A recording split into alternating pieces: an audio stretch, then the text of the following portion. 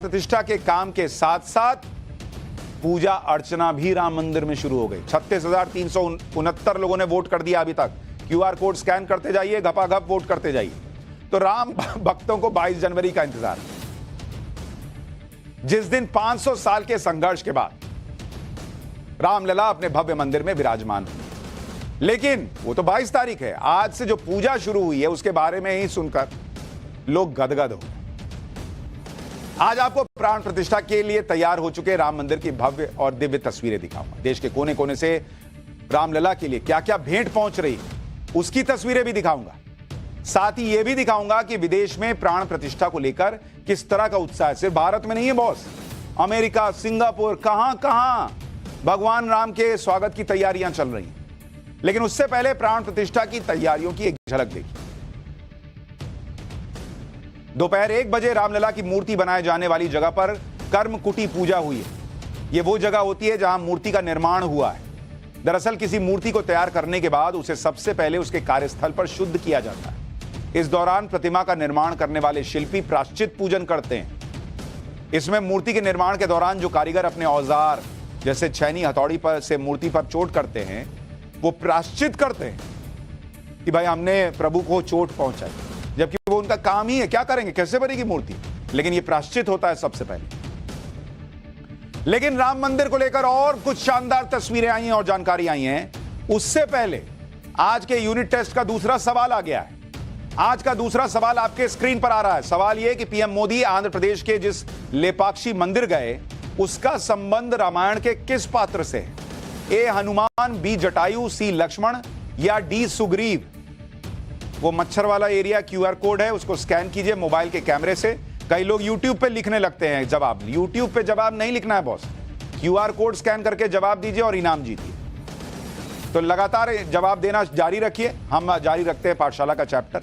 प्राण प्रतिष्ठा के दौरान चांदी के थाल से भगवान राम को पहला भोग लगाया जाएगा।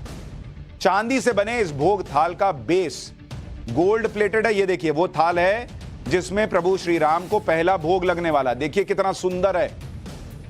इसका बेस गोल्ड का है और खास तौर पर इस पर रामायण के श्लोक लिखे गए हैं। साथ ही भगवान राम के जीवन से जुड़े पात्रों को भी इसमें दर्शाया गया है।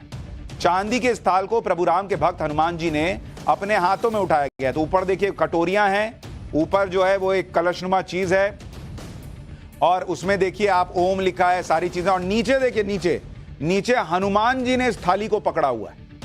तो प्रभु श्री राम के जो परम भक्त हैं हनुमान जी, उनसे बड़ा कौन भक्त है प्रभु श्री राम का? तो हनुमान जी ने इस थाल को उठाया हुआ है जिसमें प्रभु श्री राम को भोग लगेगा। और बहुत ही खूबसूरत चांदी से बना ये थाल है, चांदी से बनी हुई।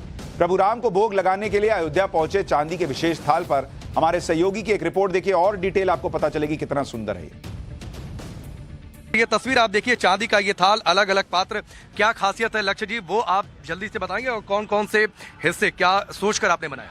हाँ जी ज़रूर। खासियत तो आज के दिन के लिए हमारे लिए है कि जो हम जयपुर से हमारी आइरिस टीम ने जो चीज़ डिज़ाइन और क्राफ्ट करी पूरे भाव से, वह ट्रस्ट ने एक्सेप्ट करी है और हमें बताया है कि 22 तारीख को प्राण प्रतिष्ठा के बाद जो पहला भोग लगेगा वो इसी थाल में लगेगा। तो उसके लिए हम बहुत हमारे लिए बहुत गौरव की बात है। और अगर आप इसके डिज़ाइन के एस्पेक्ट के बारे में बात करना चाहें तो मैं आपको बताना चाहूँगा कि इसका बेस 24 कैरेट गोल्ड प्लेटेड में बना है। इसके ऊपर हनुमान जी आपको नजर आएंगे जिनका ये बिल्कुल ठीक है। आपने जरा हरिंदर तस्वीर दिखाई है, नीचे हनुमान जी कैसे इस थाल को उठाए हैं। तो ये क्या सोच क्या रही जी? हमने हमेशा हनुमान जी को, मैं अपने लिए बोलूं तो मैंने हमेशा एक कंधे पे गदा और दूसरे कंधे पे पहाड़ उठाए देखा है। इधर हमने हनुमान जी का गदा साइड में रख के उनकी पूंछ जो पार्वती जी का स्वरूप है उसको एकदम प्रोमिनेंटली दिखाते हुए प्रेम भाव के साथ भोग थाल को उठाए हुए हनुमान जी को दर्शाया है।